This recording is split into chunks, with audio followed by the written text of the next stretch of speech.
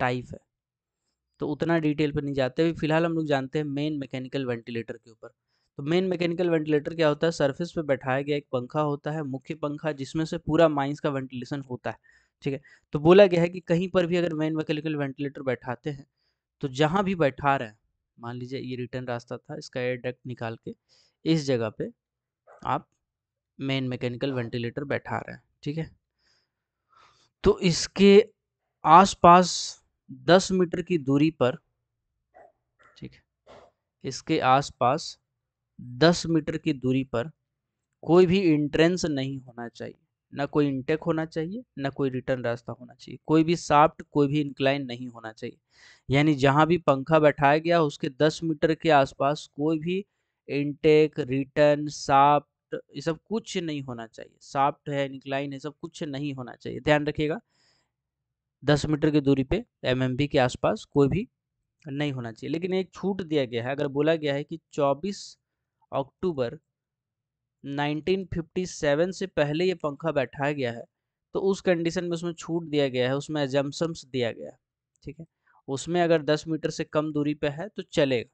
ठीक है, चलिए, इसके बाद बोला गया है कि पंखा के लिए हम अलग से सर्किट लाएंगे। जैसे हम समझाते हैं, मान लीजिए ये आपका पंखा है, ठीक है, ये आपका पंखा है, ये फैन है, एमएमबी वाला फैन है। ठीक, तो आप ऐसा नहीं करेंगे कि एक तार लेके जा रहे हैं, इसी में पंखा कनेक्टेड है, इसी में आप क्या करेंगे, एसडीएल कनेक्ट कर देंगे, इसी में आप क्या करेंगे, एलएसडी कनेक्ट कर देंगे, है ना। ऐसा करते हुए या इसी में आप इलेक्ट्रिसिटी वाला जो वायर वाला होता है उसमें कनेक्ट कर देंगे, गेट इन बॉक्स कनेक्ट कर देंगे, ऐसा नहीं होगा सर, ऐसा नहीं होगा। एक तार आपका अलग आएगा गेट इन बॉक्स वाला से, ठीक है, गेट बॉक्स से अलग एक तार जाएगा और एक तार अलग सेपरेट जाएगा सिर्फ और सिर्फ एमएमबी के लिए। ठीक है, उसका किसी दूसरा से कनेक्शन नहीं होगा। मेन मैकेनिकल वेंटिलेटर के लिए एक सेपरेट लाइन जाएगा, एक सेपरेट तार बिछाया जाएगा, उसी से उसको कनेक्ट किया जाएगा। ठीक है, सेपरेट कनेक्शन उसका रहेगा। इसके बाद और चीज़ें समझते हैं। अलग क्यों रखते हैं, अलग इसलिए रखते हैं क्योंकि दूसरा वाला मान लीजिए एसडीएल में फेल हो गया, है ना, एलएसडी में कुछ प्रॉब्लम आ गया, अगर मान लीजिए गेट बॉक्स में कुछ प्रॉब्लम आ गया, किसी में भी कुछ प्रॉब्लम आता है तो पूरा सिस्टम फेल कर जाता है। तो वेंटिलेशन में ऐसा नहीं होना चाहिए, इसीलिए एमएमबी के लिए एक अलग से तार बिछाया जाता है। ठीक, चलिए अब समझते हैं। एक पॉइंट और बोला है कि मेन मैकेनिकल वेंटिलेटर जो रहेगा उसको कम से कम 2 सोर्स डिस्ट्रीब्यूशन, पावर डिस्ट्रीब्यूशन दिया जाएगा। ठीक है, इसको बोलते हैं 2 डिफरेंट सोर्स ऑफ पावर। जैसे एक मान लीजिए बीसीसीएल का बिजली दिया है, एक बीसीसीएल का तार लाके इस पंखा में जोड़े हैं, तो दूसरा तार जो जोड़ेंगे वो कोई और कंपनी का जोड़ेंगे, जैसे जनरेटर हो गया, जनरेटर का जोड़ेंगे, या हो सकता है झारखंड स्टेट बिजली निगम लिमिटेड, ऐसा कुछ है, जेएसबीएन ऐसे करके, उसका जोड़ेंगे, या फिर जो भी स्टेट में आप रह रहे होंगे वहाँ का जो स्टेट बोर्ड वाला होगा उसका जोड़ सकते हैं। ठीक, या अगर कोई डीवीसी दे रहा है बिजली तो उसको जोड़ सकते हैं। मतलब अलग से दो गो आपको पावर लाना पड़ेगा, एक तो बीसीसीएल वाला है, या एक तो जो कंपनी आपका है उस कंपनी का खुद का बिजली होता है, कोयला वाला में जनरली, है ना, जो भी कोल कंपनी का बात करेंगे उसका खुद का बिजली होता है, और दूसरा जो है वो आपका कोई ना कोई जगह से वो अपना बिजली लेगा। तो दो कम से कम सोर्स होना चाहिए, दो पावर डिस्ट्रीब्यूशन का कम से कम सोर्स होना चाहिए। ठीक है, चलिए ऑन कर दिया रिकॉर्डिंग। दो कम से कम सोर्स होना चाहिए, डिस्ट्रीब्यूशन कम से कम दो को सोर्स होना चाहिए, है ना। तो ये चीज़ भी बोला गया। उसके बाद बोला गया है लगातार नज़र रखने के लिए प्रेशर रिकॉर्डिंग इंस्ट्रूमेंट होना चाहिए। क्या होना चाहिए, प्रेशर रिकॉर्डिंग इंस्ट्रूमेंट। पंखा की स्थिति को देखने के लिए लगातार प्रेशर रिकॉर्डिंग इंस्ट्रूमेंट होना चाहिए। प्रेशर रिकॉर्डिंग इंस्ट्रूमेंट का नाम बताइए, आप रिलेट कीजिए और उसको नाम बताइए कि कौन कौन सा प्रेशर रिकॉर्डिंग इंस्ट्रूमेंट माइंस में लगा होता है, जो माइंस के अंदर प्रेशर डिफरेंस, प्रेशर घटना, प्रेशर बढ़ना, इन चीज़ों को बताता है, प्रेशर पे नज़र रखता है। बताइएगा, जितना भी इंस्ट्रूमेंट जानते हैं चैट में बताइए।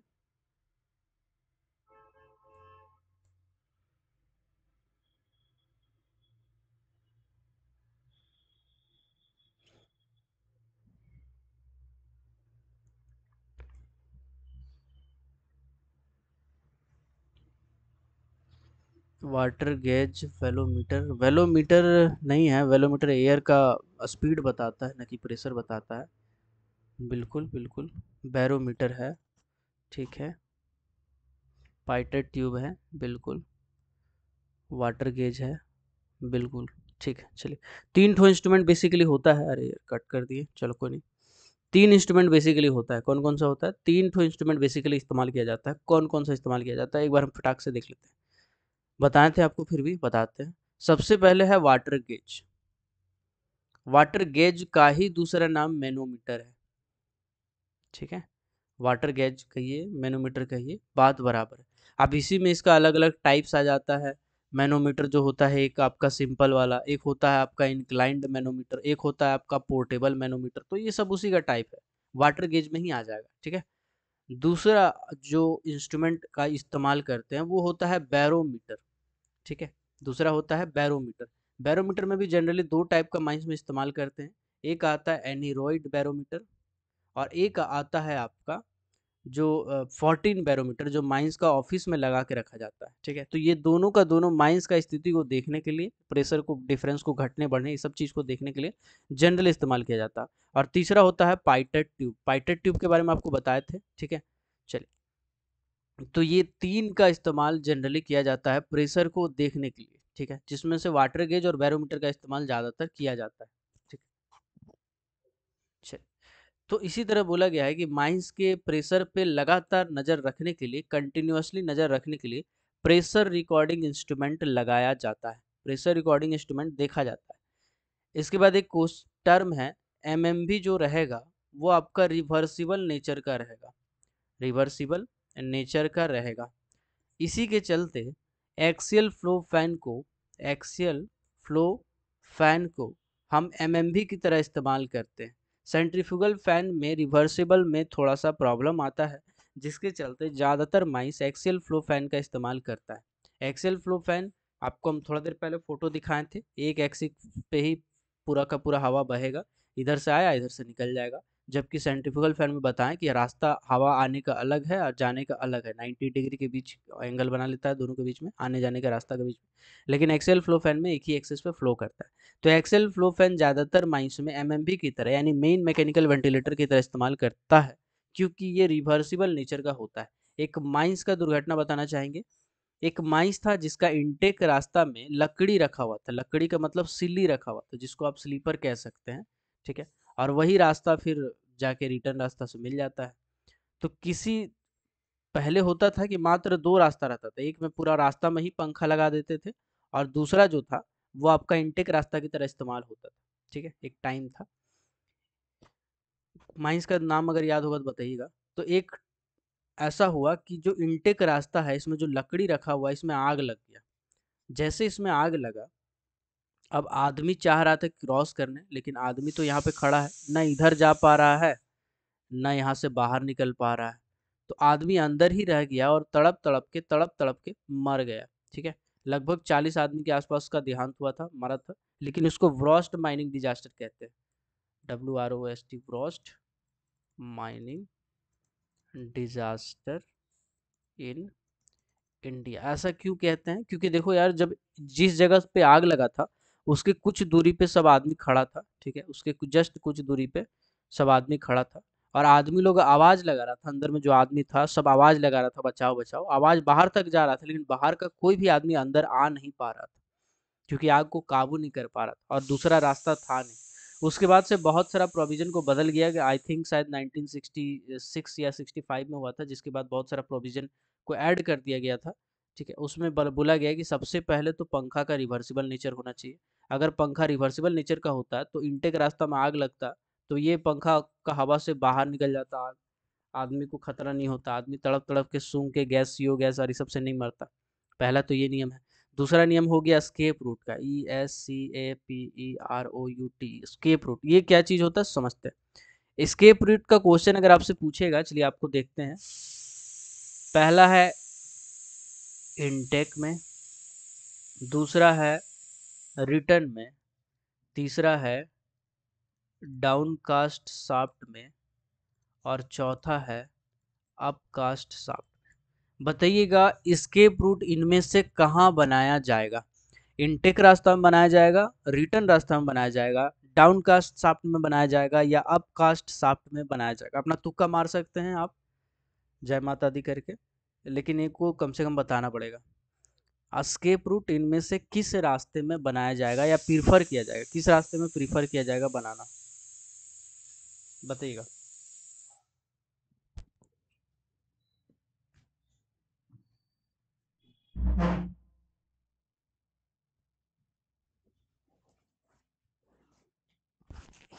चलिए एक बार देख लेते हैं सबका, एक बार सबका देख लिया जाए।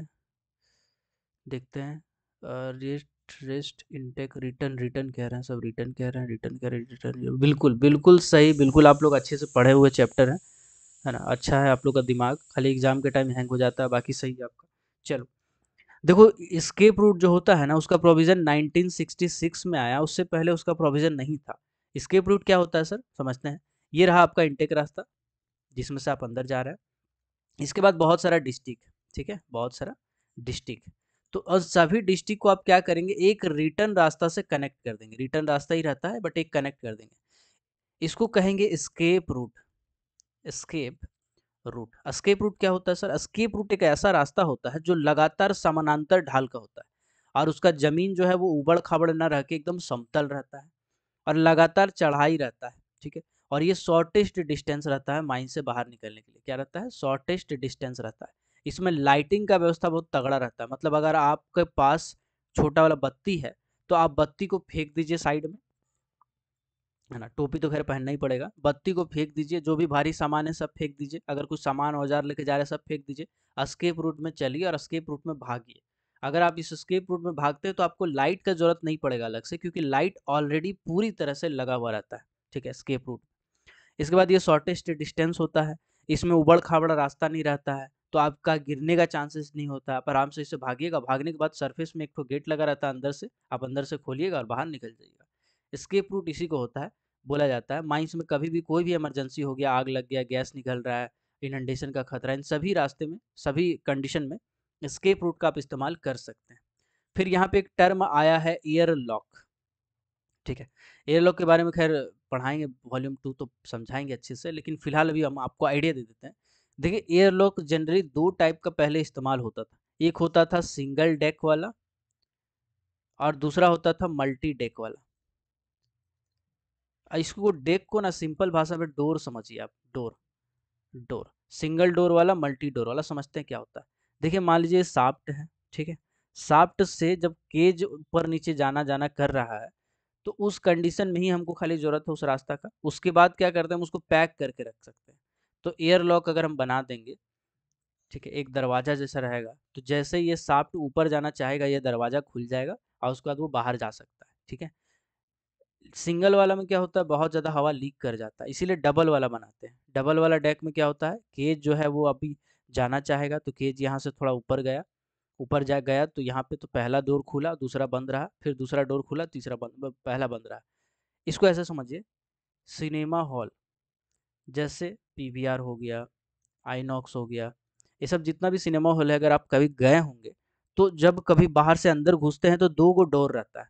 पहला डोर आप खींचते हैं, पहला डोर के अंदर आप एंटर करते हैं, उसके बाद एक ठो बीच आगे डोर लगा रहता है, दूसरा डोर, ठीक है। बीच में एक एरिया होता है जो एक बड़ा सा एरिया रहता है, जो दोनों तरफ से पैक रहता है, इधर भी दीवार आपका दरवाजा है, इधर भी दरवाजा है, ठीक है। अगर देखे होंगे तो बताइएगा। तो बीच में आप जाते हैं तो देखते हैं आगे भी दरवाज़ा लगा है, पीछे भी दरवाज़ा लगा है, इतना खर्चा करने का क्या ज़रूरत है। फिर अगला दरवाज़ा खोलते हैं तो फिर आप अपना मॉल के हॉल के अंदर में पहुँचते हैं, जहाँ पे स्क्रीन लगा होता है, सीट रहता है, आप अपना सीट चुन के बैठते हैं। तो ये इसलिए लगाया जाता है ताकि अंदर का जो एसी वाला हवा है बाहर लीक ना करे। बिल्कुल ऐसे ही एयर लॉक लगाया जाता है, बिल्कुल ऐसे ही एयर लॉक लगाया जाता है, ठीक है। एयर लॉक में जनरली दो टाइप का डोर वाला ज़्यादातर इस्तेमाल किया जाता है माइंस में, और दोनों टाइप का डोर वाला इसलिए इस्तेमाल करते हैं ताकि केज, अगर एक वो दरवाज़ा खुलेगा तो दूसरा से हवा लीक ना करे, फिर जब बीच में आ जाएगा केज तो फिर दोनों बंद रहेगा, पहला वाला फिर खुलेगा, दूसरा से लीक ना करे, ऐसे सिस्टम बना होता है, ठीक है। चल, तो यही बोला गया है कि एयर लॉक का सिस्टम बनाया जाएगा। आदमी उतर रहा है, चढ़ रहा है, उस सब जगह पे क्या होता है, जनरली एयर लॉक का सिस्टम अडॉप्ट किया जाता है। मेन मैकेनिकल वेंटिलेटर में यही सब कुछ पॉइंट था। तो हम फटाफट आपसे क्वेश्चन पूछेंगे, आपको फटाफट आंसर देना है। चैट खोल लीजिए फटाफट सब। मेरा पहला क्वेश्चन है कि एमएमवी जिस जगह पे बैठा हुआ है उसके कितने मीटर के दायरा में कोई भी इनक्लाइन या शाफ्ट नहीं होना चाहिए, बताइएगा। एमएमबी जिस जगह पे बैठा हुआ है उसके कितने मीटर के दायरा में कोई भी शाफ्ट या इंक्लाइन नहीं होना चाहिए, बताइएगा। आंसर बताइएगा।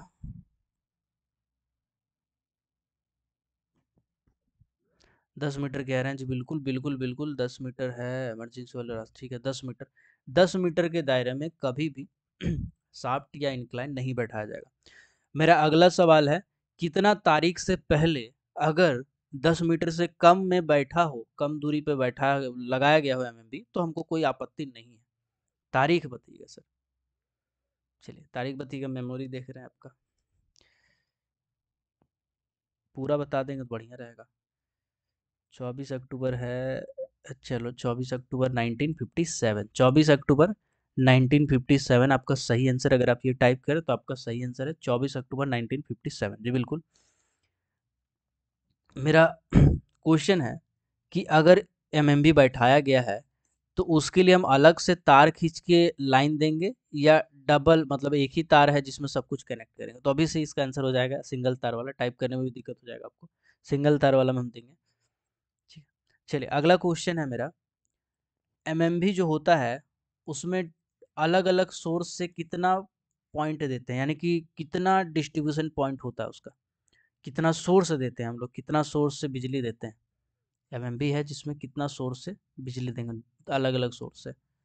दो सोर्स है, टू डिस्ट्रीब्यूशन पॉइंट, या टू सोर्स कह सकते हैं, two different source of power. ठीक है, चलो बहुत अच्छे। अगला क्वेश्चन है, प्रेशर को लगातार नजर रखने के लिए पंखा का यानी एमएमबी का प्रेशर पे लगातार नजर रखने के लिए कौन कौन सा इंस्ट्रूमेंट है जो माइंस में इस्तेमाल किया जा सकता है। अब जनरली जाता है कि नहीं अलग बात है, माइंस में इस्तेमाल किया जा सकता है। कौन कौन सा इंस्ट्रूमेंट है जो प्रेशर पे लगातार नजर रख सकता है बताइएगा, जितना जानते बताइएगा।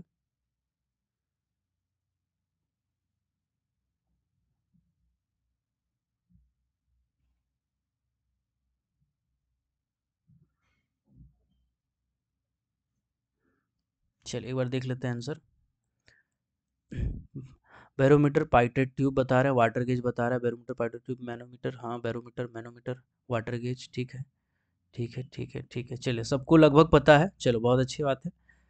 अब आते हैं हम लोग अगला रेगुलेशन पे। अगला रेगुलेशन है रेगुलेशन नंबर 155, 155, ठीक है 155। ओके, देखो 155 बोला गया है कि restrictions on installation of mechanical ventilator below ground. इसमें दो ही पॉइंट दिया है, अगर आप इसको खुद से पढ़िएगा भी तो इसमें दो ही पॉइंट दिया है, हम आपको समझा दे रहे हैं क्या क्या पॉइंट दिया है। सबसे पहले बोला गया है कि अगर फायरी सिम है या सेकंड या थर्ड डिग्री का माइंस है, ठीक है, चाहे 1 डिग्री हो 2 डिग्री हो, ठीक है, प्रत्येक फायरी सिम और सेकंड और third degree, sorry, fiery SIM हो या फिर सेकंड डिग्री हो या तो थर्ड डिग्री हो, अगर आप इस पे बूस्टर पंखा बैठाना चाहते हैं। बूस्टर पंखा क्या होता है एक बार शॉर्ट में बता देते हैं। बूस्टर पंखा होता है जो इनटेक रास्ता को, इनटेक रास्ता पे लगाते हैं या रिटर्न रास्ता पे लगाते हैं, ठीक है, जो समस्त हवा को बढ़ा दे, जो समस्त हवा को क्या करे, बढ़ा दे, उसको हम लोग कहते हैं बूस्टर पंखा।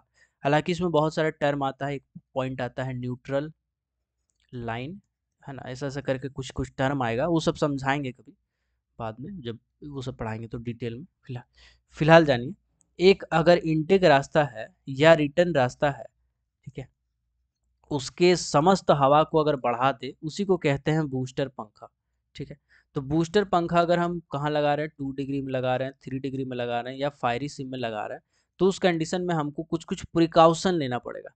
क्या प्रिकॉशन लेना पड़ेगा? सबसे पहले बोला गया है कि वेंटिलेशन सर्वे करना पड़ेगा, वेंटिलेशन सर्वे करना पड़ेगा। आप में से कोई भी बता सकते हैं तो बताइएगा, हम शायद बताए हैं आपको। वेंटिलेशन सर्वे कितना टाइप का होता है, नाम बताइएगा।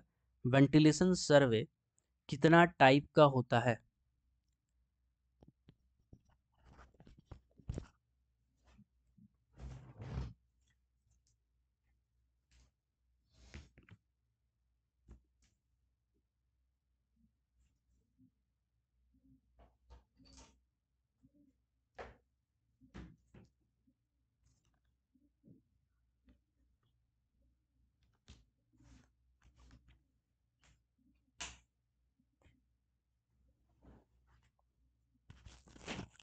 एक बार देख लेते हैं चैट सबका। 3 टाइप का होता है, क्वांटिटेटिव, कम्युलेटिव नहीं होता, क्वांटिटेटिव, क्वालिटेटिव और प्रेशर सर्वे। ठीक है, बिल्कुल सही, बहुत कुछ से बता रहा है, सही है, सही है, सही है, चलिए सही है, सही है। देखो, वेंटिलेशन सर्वे बेसिकली 3 टाइप का होता है, हम पहले बताए होंगे, अगर नहीं बताए होंगे तो शॉर्ट में बता देते हैं फटाफट। वेंटिलेशन सर्वे, वेंटिलेशन सर्वे इसलिए किया जाता है कि माइंस में पर्टिकुलर हर जगह पे कैसा वेंटिलेशन है, हवा सही से पहुंच रहा है कि नहीं पहुंच रहा है। अगर हवा पहुंच रहा है तो गर्म गैस कितना निकल रहा है, गंदा हवा कितना है, साफ हवा कितना है, प्रेशर कितना है हवा का, वहाँ पे नमी कितना है, आदमी काम कर रहा है तो ऐसा तो नहीं कि उसका पसीना सूख नहीं रहा है। इन सभी चीज़ों को आप नापने के लिए वेंटिलेशन सर्वे करते हैं। वेंटिलेशन सर्वे 3 प्रकार का होता है। सबसे पहले होता है क्वांटिटेटिव सर्वे। क्वांटिटेटिव सर्वे क्या होता है? हवा का मात्रा अगर किसी पॉइंट पे आप निकाल रहे हैं तो उसको क्वांटिटेटिव सर्वे कहा जाता है।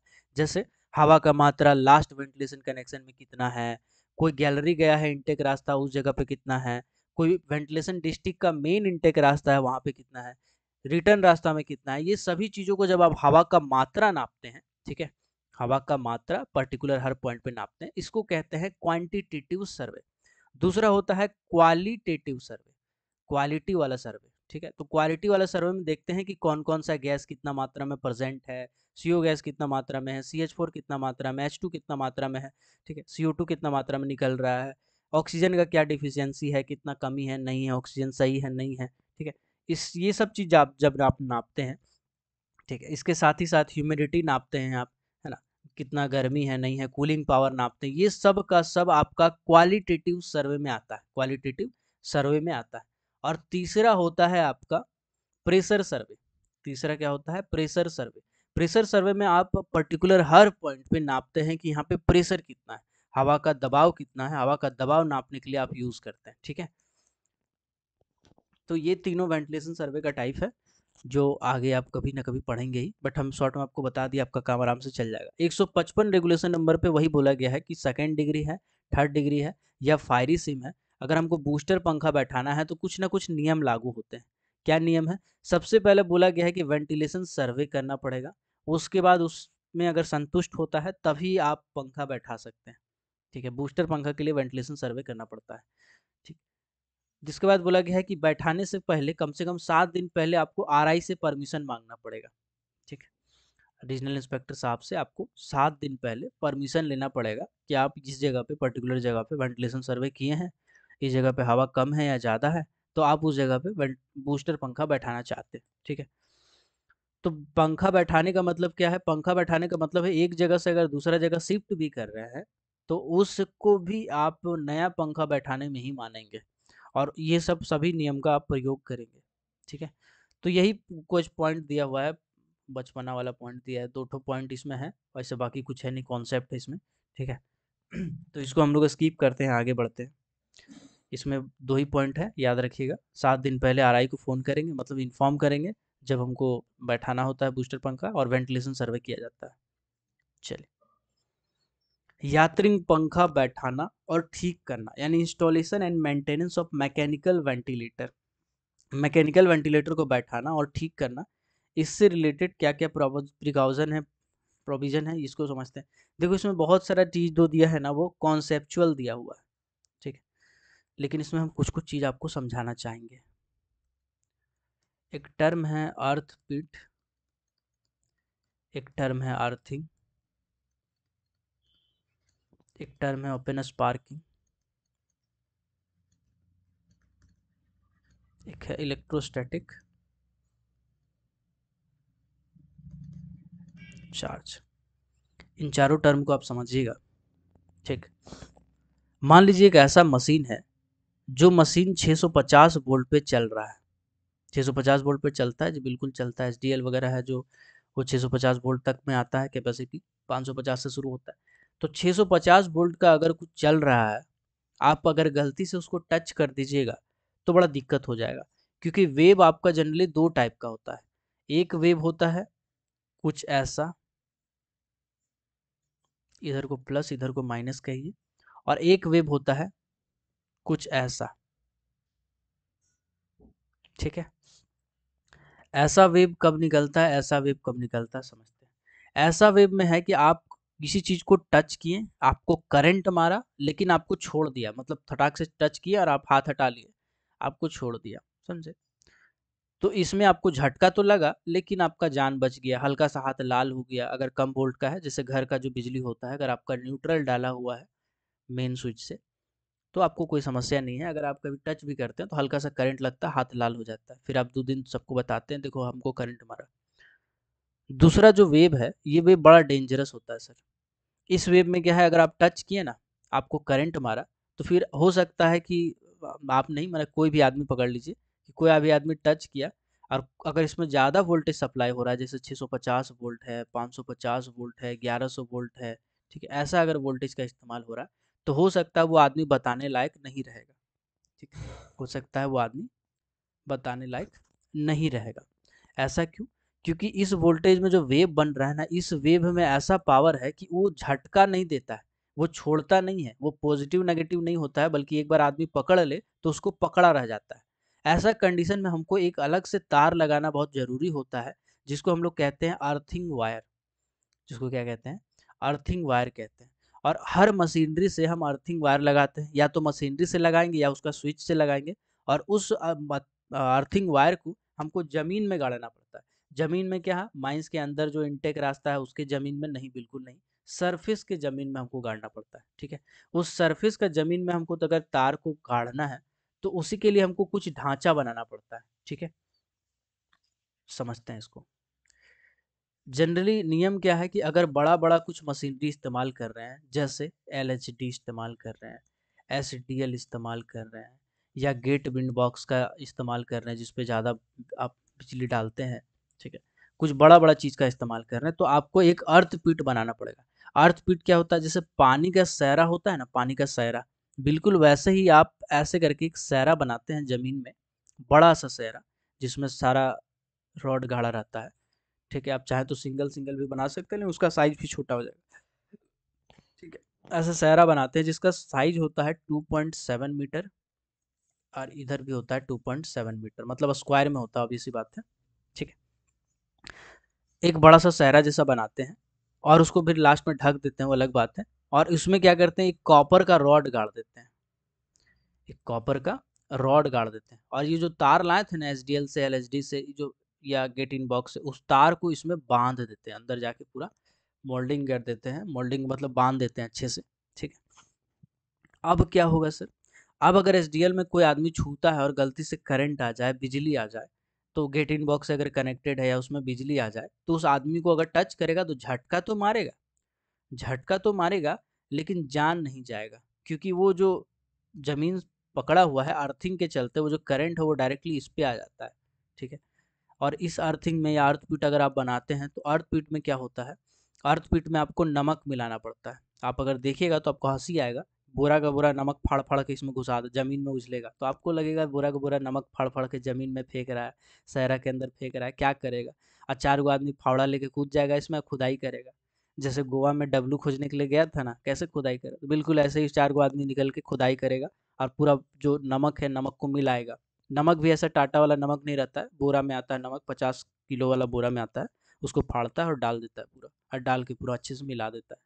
या तो नमक मिला सकता है, या एक केमिकल आता है उसको मिला सकता है, ठीक है?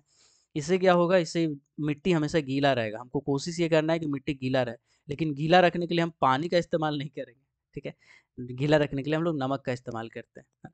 तो इससे क्या होता है, करंट खींच लिया जाता है, आदमी को बहुत ज़्यादा खतरा नहीं होगा, आदमी जलेगा नहीं अगर करंट लगेगा, तो बहुत सारा दिक्कत है करंट में, इसीलिए ये सब किया जाता है। तो अर्थपीट समझ गए आप, अर्थिंग समझ गए। अर्थिंग नॉर्मली छोटा-छोटा चीज़ के लिए लगाया जा सकता है, जैसे बिजली वाला 250 वोल्ट पे चल रहा है, 125 वोल्ट पे चल रहा है, तो इसके लिए आप छोटा-सा अर्थिंग लगाएँगे। लेकिन अगर बहुत ज़्यादा पावर का मशीनरी है, तो उस कंडीशन में आप एलएचडी, एसडीएल लगाएँगे। 550 वोल्ट पार कर जाता है, तो आप उसको अर्थपीट लगाना पड़ता है।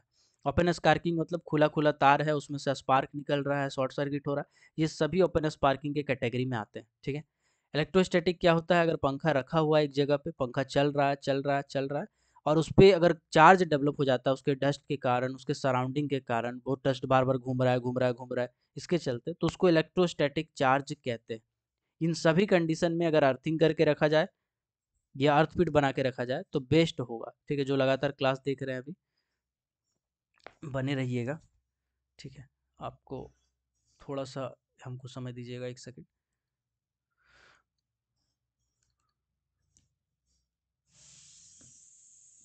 चलिए,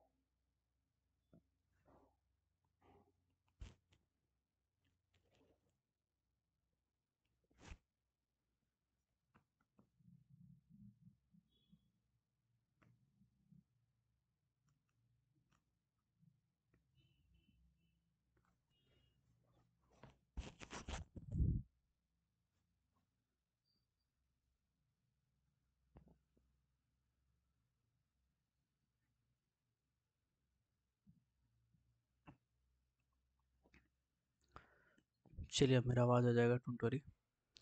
इसका भी अपलोड कर देंगे, डोंट वरी, ये रिकॉर्ड हो रहा है, इसके बाद अपलोड कर देंगे, तो एकदम टेंशन नहीं लेना है। चलिए,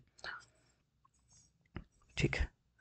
156 हम आपको पढ़ा रहे थे, जिसमें हम आपको 4 टर्म के बारे में बताएं। तो इसके लिए इसलिए बताएं क्योंकि ओपन स्पार्किंग क्या होता है, ओपन स्पार्किंग के बारे में आपको बता रहे थे। ओपन स्पार्किंग में जैसे कहीं पे स्पार्क हो गया, शॉर्ट सर्किट हो गया, खुला तार है जिसमें आग लगा हुआ है, हमको साफ साफ दिखाई दे रहा है, ये सभी हम ओपन स्पार्किंग के कैटेगरी में रखते हैं। इससे क्या होता है, इससे माइंस में खतरा होता है। माइंस में खुला आग लगा है, स्पार्क हो रहा है, तो भैया माइंस में तो खतरा होगा ना। तो इसीलिए हम लोग ऐसा मेंटेन करते हैं, ऐसा पंखा को लगाते हैं कि ओपन स्पार्किंग का खतरा ना हो। ऐसा कैसे लगाते हैं हम आपको बताएं अभी। अर्थिंग है, अर्थ पिट है, ये सब चीज़ है, ठीक है। इलेक्ट्रोस्टैटिक चार्ज डेवलप ना हो, ये सब चीज़ का ध्यान रखना पड़ता है, ठीक है। तो यही चीज़ इसमें बोला गया है। उसके बाद बोला गया है कि बूस्टर पंखा हो या ऑक्सिलरी पंखा हो, यानी मैकेनिकल फैन हो, जो भी माइंस में इस्तेमाल करते हैं पंखा, सभी पंखा एक किसी व्यक्ति के चार्ज में दिया जाता है, जिसको कहते हैं कम्पिटेंट पर्सन, ठीक है। कम्पिटेंट पर्सन, कॉम्पिटेंट पर्सन के चार्ज में रहेगा पंखा, और कॉम्पिटेंट पर्सन 7 दिन में एक बार जाके पंखा का जांच करेगा। क्या बताएं हम, अभी बताएं कि मैकेनिकल पंखा जितना भी है, एमएमबी हो, चाहे बूस्टर पंखा हो, चाहे कोई भी पंखा हो, ऑक्सिलरी हो, बूस्टर हो, कुछ भी हो, एक कॉम्पिटेंट पर्सन के चार्ज में रहेगा, और उसका काम होगा कि हर 7 दिन में जाके जांच करे। अगर पंखा में खराबी मिलता है तो मैनेजर को लिखित सूचना देगा। अगर पंखा इधर से उधर मिलता है, लगाए यहाँ थे वहाँ मिलता है, तो मैनेजर को लिखित सूचना देगा। अगर पंखा आपका एक जगह से दूसरा जगह चेंज करना चाह रहा है, तब भी वो मैनेजर को बताएगा पहले, और मैनेजर फिर परमिशन लेगा, तब जाके फिर आगे काम होगा। तो ये सब कुछ कॉन्सेप्चुअल पॉइंट इसमें लिखे गए हैं, जो कॉन्सेप्ट ही लिखे गए हैं। इमरजेंसी का केस में वो हटा सकता है, लेकिन तुरंत उसको फिर से सूचना देना पड़ेगा, ठीक है। यहाँ पे 2-3 टर्म लिखा हुआ है, उसको समझा देते हैं आपको, है ना। पॉइंट क्या क्या है इसमें। समझते हैं।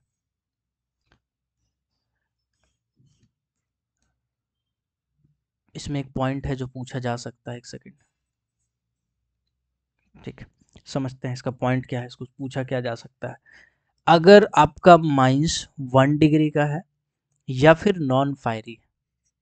नॉन फायरी का मतलब माइंस में कहीं भी आग नहीं लगा हुआ है, माइन बाउंड्री के प्रीमिसेस में, उसको आप नॉन फायरी कहेंगे। ऐसे कंडीशन में 30 दिन में आप एयर का सैंपल लेते हैं। कितने दिन पे लेते हैं? 30 दिन में एयर का सैंपल लेते हैं। ठीक है, लेकिन अगर वही वाला आपका माइनस 2 डिग्री हो या 3 डिग्री हो या फिर फायरी सिम 2 डिग्री 3 डिग्री नहीं भी है लेकिन आग लगा हुआ माइंस में, तब भी आप 14 दिन में एयर का सैंपल लेते हैं। कितना दिन पे लेते हैं? 14 दिन में एयर का सैंपल लेते हैं। ये पॉइंट को एकदम दिमाग में बैठा लीजिए, क्योंकि ये ऐसा क्वेश्चन पूछा है ना। शायद WCL का एग्जाम में या CCL का परीक्षा में पूछा है, डायरेक्टली पूछा है कि बताइएगा अगर कोई नॉन फायरी सिम है तो कितना दिन में एयर का सैंपल लेते हैं, 2nd डिग्री 3rd डिग्री है तो कितना दिन पे सैंपल लेते हैं। तो ऐसा डायरेक्टली पूछता है, तो ध्यान रखिएगा 1 डिग्री या नॉन फायरी है तो 30 दिन में एयर का सैंपल लेगा, और 2nd डिग्री 3rd डिग्री या फिर फायरी सिम है तो 14 दिन में एयर का सैंपल लेगा। ठीक है, चलिए एक बार हम फटाफट क्वेश्चन पूछते हैं, रैंडम आप बताने के। मेरा पहला क्वेश्चन है, MMV या फिर जो मैकेनिकल फैन होता है, मैकेनिकल फैन होता है, चलो MMV को काट देते हैं, कंफ्यूज हो जाएगा आप तो, खैर उसका भी वही है। मैकेनिकल फैन का कितना दिन में इंस्पेक्शन होता है?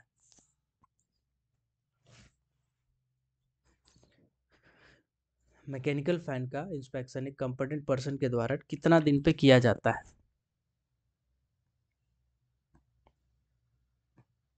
बिल्कुल 7 दिन पे किया जाता है। अभी हम थोड़ा देर पहले आपको बताए थे कि MMV जो है वो 7 दिन पे इसका इंस्पेक्शन किया जाता है। ठीक है, चलिए मेरा अगला क्वेश्चन है कि अगर हम बूस्टर पंखा को माइंस में लगाना चाहते हैं, नया नया लगाना चाहते हैं, तो कितना दिन पहले परमिशन लेना पड़ेगा?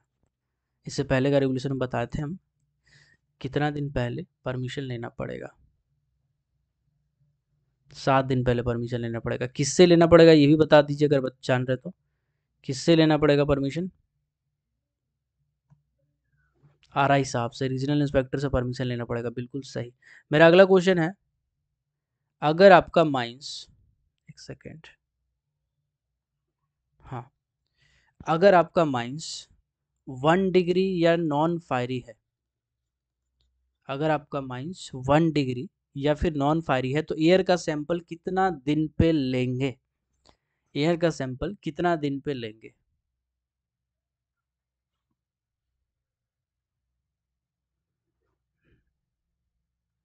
बिल्कुल 30 डेज पे लेंगे, सही है आपका, एकदम सही है। 30 डेज पे एयर का सैंपल हम कलेक्ट करते हैं। ठीक है, चलिए मेरा अगला क्वेश्चन है, अगर आपका mines 2nd degree 3rd degree या फिर फायरी सिम है तो कितना दिन में एयर का सैंपल कलेक्ट करते हैं?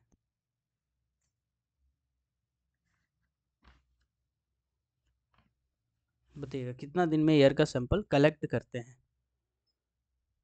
चैट में देखते हैं एक बार।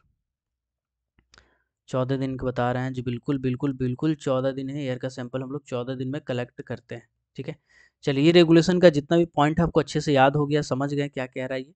अब हम लोग आते हैं रेगुलेशन नंबर। इसमें बोला गया है कि कहाँ कहाँ पे हम लोग सैंपल लेते हैं, कहाँ कहाँ पे सैंपल लेते हैं, मोटा मोटी हम आपको आइडिया दे देते हैं। ठीक है, माइंस का एंट्रेंस, जहाँ से आप माइंस में घुस रहे हैं उस जगह पे सैंपल लेंगे। इसके बाद जितना भी डिस्ट्रिक्ट होगा, जितना भी डिस्ट्रिक्ट होगा जहाँ भी आप घुसते हैं, उसके मेन एंट्रेंस के पास आप सैंपल लेते हैं। इनटेक रास्ता और रिटर्न रास्ता में आप सैंपल लेते हैं। जहाँ जहाँ स्प्लिटिंग हो रहा है, बस वही वाला चीज़ बोल रहा है, डिस्ट्रिक्ट में बट रहा है तो स्प्लिटिंग ही हो रहा है ना, है ना? तो वो सभी जगह पे आप जनरली सैंपल लेते हैं। जहाँ पे पंखा है उस जगह पे सैंपल लेते हैं, उसके आसपास में। और रीजनल इंस्पेक्टर जहाँ कहता है उन जगह पे आप सैंपल लेते हैं। अब आते हैं रेगुलेशन नंबर 157 के ऊपर में। 157 कहता है स्टैंडिंग ऑर्डर के बारे में। स्टैंडिंग ऑर्डर क्या होता है इसको समझते हैं। ठीक, चलिए समझते हैं। मान लीजिए पंखा बंद हो जाए तो उस कंडीशन में आपको क्या करना है ना? आप अगर वर्कर हैं तो आपको क्या करना है, आप माइनिंग सरदार हैं तो आपको क्या करना है, आप अगर हाजिरी बाबू है, अटेंडेंस क्लर्क है तो आपको क्या करना है, आप अगर मैनेजर हैं तो आपको क्या करना है, आप अगर वेंटिलेशन ऑफिसर है तो आपको क्या करना है। ठीक है, तो ये सब कौन बताएगा सर? ये सब बताएगा माइंस का मैनेजर। ठीक है, स्टैंडिंग ऑर्डर कौन बनाता है? स्टैंडिंग ऑर्डर बनाता है हर माइंस का मैनेजर। क्या एजेंट या ऑनर बना सकता है? मेरे सवाल का आंसर दीजिएगा। क्या एजेंट या ऑनर स्टैंडिंग ऑर्डर बना सकता है?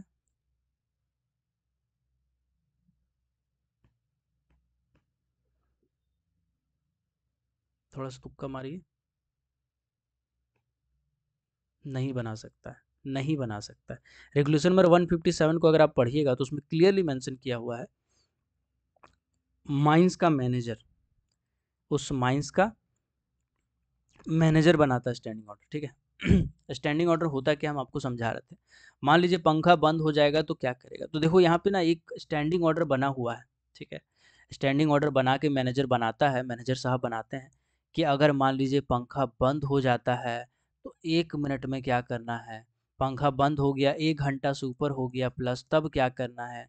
पंखा बंद हो गया तो हाजिरी बाबू को क्या कहना है, फैन अटेंडेंट को क्या करना है, सबका कुछ ना कुछ ड्यूटी रिस्पॉन्सिबिलिटी दे दिया जाता है मैनेजर के द्वारा, और स्टैंडिंग ऑर्डर बना के जारी कर दिया जाता है जो भी उस चीज़ से संबंधित है। स्टैंडिंग ऑर्डर सिर्फ पंखा के लिए नहीं बनता है बल्कि सब चीज़ के लिए बनता है। जैसे स्टैंडिंग ऑर्डर बनेगा पंखा के लिए, स्टैंडिंग ऑर्डर बनेगा अगर आग लगने का सिचुएशन हो, स्पॉन्टेनियस हीटिंग को लेकर स्टैंडिंग ऑर्डर बनेगा। ठीक है, तो सब चीज़ के लिए बनाया जा सकता है। जैसे पंखा का एक एग्जाम्पल लेते हैं। स्टैंडिंग ऑर्डर में जनरली ये हर माइंस में होता है नियम कि अगर माइंस में पंखा बंद हो गया, आप माइनिंग सरदार हैं, आप किसी डिस्ट्रिक्ट में काम करा रहे हैं, आपके पास 10 ठो लेबर है। ठीक है, तो आप क्या करेंगे, जैसे पंखा बंद हुआ और आपको पता चला 1 मिनट पहले पंखा बंद हुआ है, तो सब वर्कर को बोलेंगे काम बंद करो, बिजली वाला कनेक्शन नीचे गिरा दो और मेरे साथ चलो। कहाँ चलो? माइंस में जहाँ पे काम हो रहा था, जिस डिस्ट्रिक्ट पे काम हो रहा था, उससे 270 मीटर दूर इनटेक रास्ते की तरफ। कितना दूर? इनटेक रास्ते की तरफ।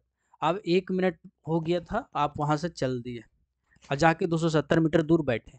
बैठने के बाद इंतजार कर रहे कि लाइन आएगा, लाइन आएगा, अपना बैठ के बतिया रहे हैं। लाइन नहीं आया, आधा घंटा हो गया। लाइन नहीं आया, 45 मिनट हो गया। लाइन नहीं आया, 55 मिनट हो गया। लाइन नहीं आया, 1 घंटा हो गया। लाइन नहीं आया, 1 घंटा 1 मिनट हो गया। तो जैसे 1 घंटा 1 मिनट हुआ, यानी 1 घंटा से ज़्यादा हुआ, आप 270 मीटर दूर जहाँ बैठे थे वहां से भी उठेंगे और वहां से कहाँ चले जाएंगे? सरफेस पे।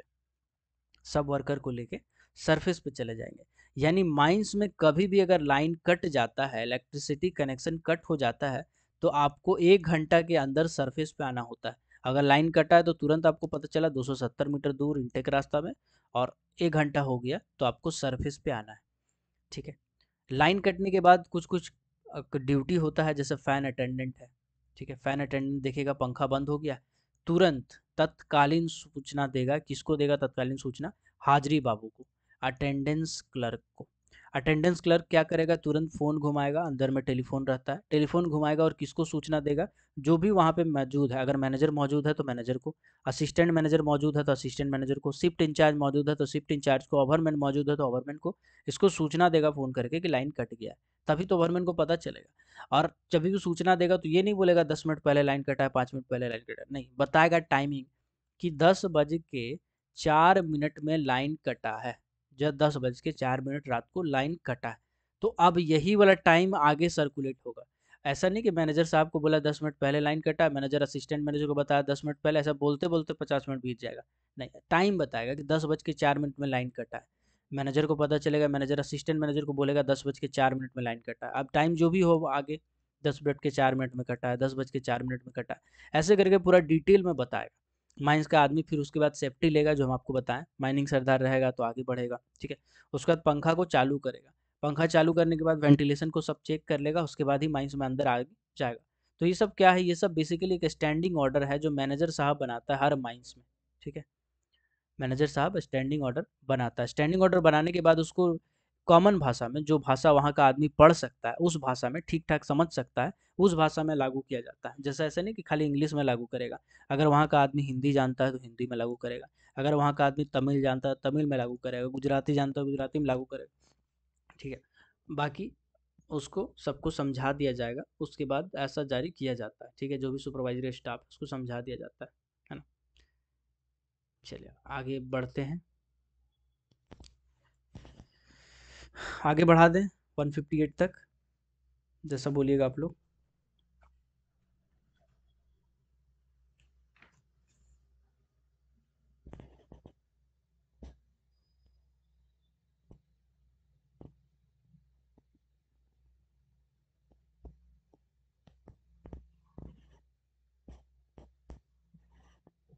ठीक, चलिए देख लेते हैं एक बार। अरे बाप रे, यस नो दोनों। ऑनर एजेंट इसलिए नहीं बना सकता क्योंकि रेगुलेशन में उसको पावर नहीं दिया गया। रेगुलेशन नंबर 157 का अगर आप शब्द सुनेंगे तो उसमें लिखा हुआ है प्रत्येक माइंस का मैनेजर। ऑनर एजेंट यहाँ पे नहीं आता है, ठीक है। चलिए,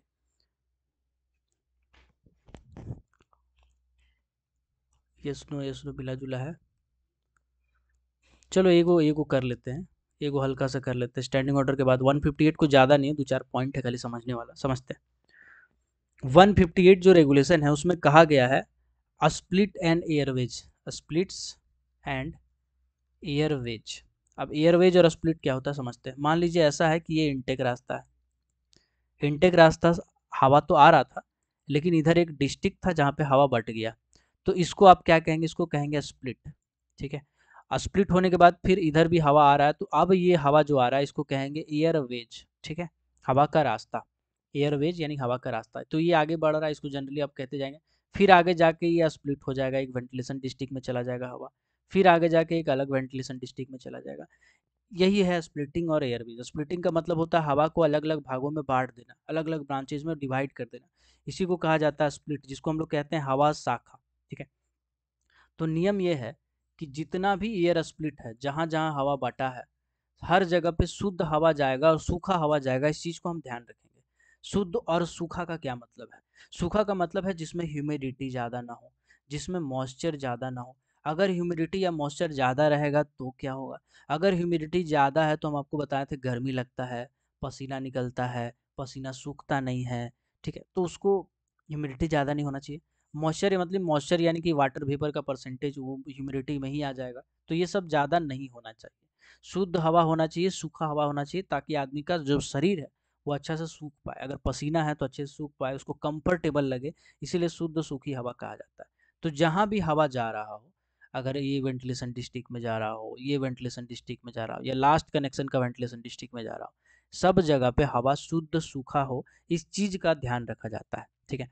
कभी भी इनटेक रास्ता को स्टैगेंट वाटर से नहीं गुजारा जाता है। किससे नहीं गुजारा जाता है? स्टैगेंट वाटर।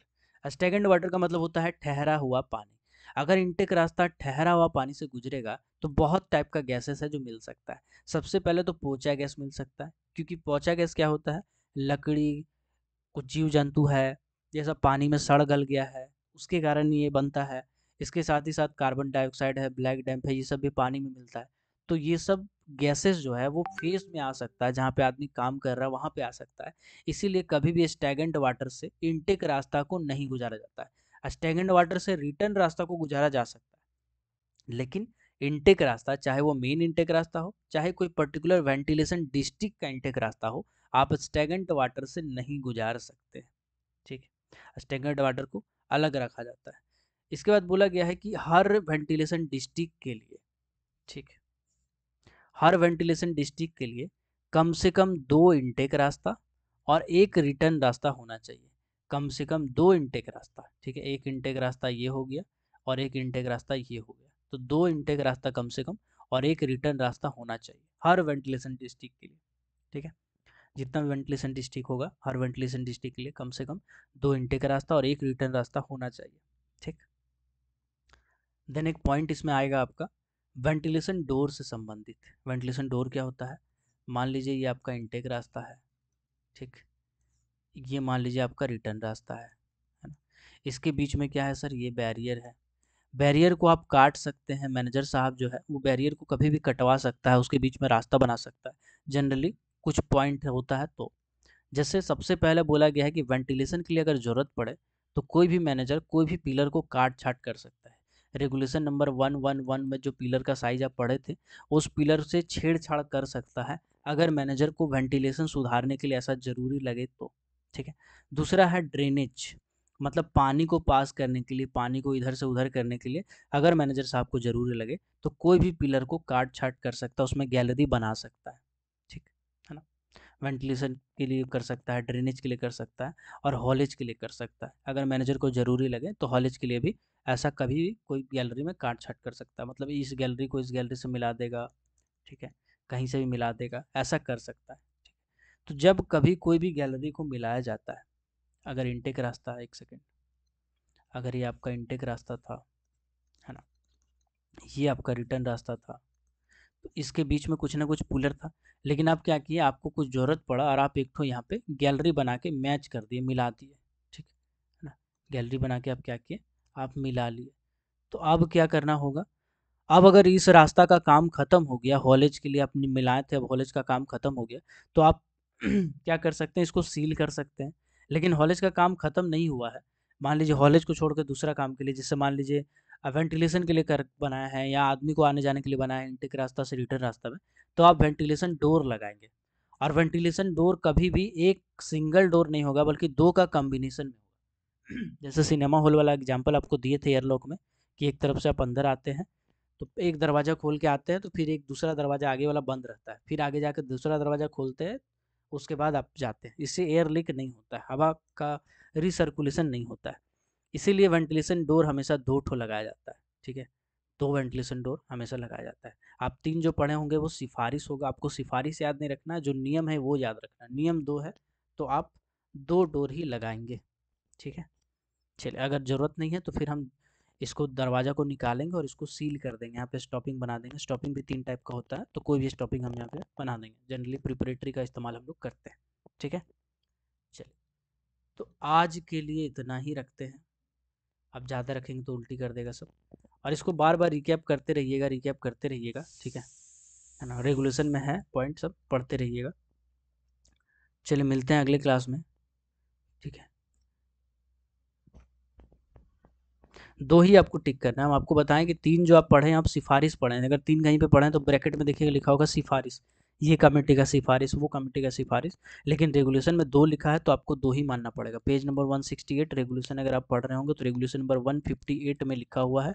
158 का पॉइंट नंबर 4 में लिखा हुआ है 2 डोर, तो मतलब 2 डोर। आपको बता दिए थे, प्रायोरिटी लेवल सबसे पहले सीएमआर है, उसके बाद बाकी चीज़ है। तो सीएमआर में 2 डोर मतलब 2 डोर, ठीक है? चलिए, आज इतना ही रखते हैं, ठीक है? आज इतना ही रखते हैं। बिल्कुल, सबको जय हिंद। जय हिंद। उससे पहले जो फ़ी नहीं दिए हैं यार, फ़ी दे दीजिएगा, ठीक है? क्योंकि अब हम ग्रुप को थोड़ा शॉर्टलिस्ट करना चाह रहे हैं। इसमें एक्चुअली बच्चे थोड़ा कम हैं, लेकिन पहले वाले भी हैं जो बहुत पहले जॉइन किए थे, अभी हटे नहीं हैं। तो उन लोगों को थोड़ा-सा शॉर्टलिस्ट करेंगे हम। और जो फ़ी लगातार नहीं दे रहे हैं, जो जिनका फ़ी बाकी है लंबा टाइम से या थोड़ा-सा टाइम हो गया है, तो उनको शॉर्टलिस्ट करेंगे। तो आप लोग जल्दी दे दीजिएगा, क्लियर कर दीजिएगा, ठीक है? हो सकता है आज ही हम करें शाम तक शॉर्टलिस्ट। चलिए, सबको जय हिंद। टेस्ट हो जाएगा, चैप्टर वाइज हो जाएगा, डोंट वरी। सबको जय हिंद।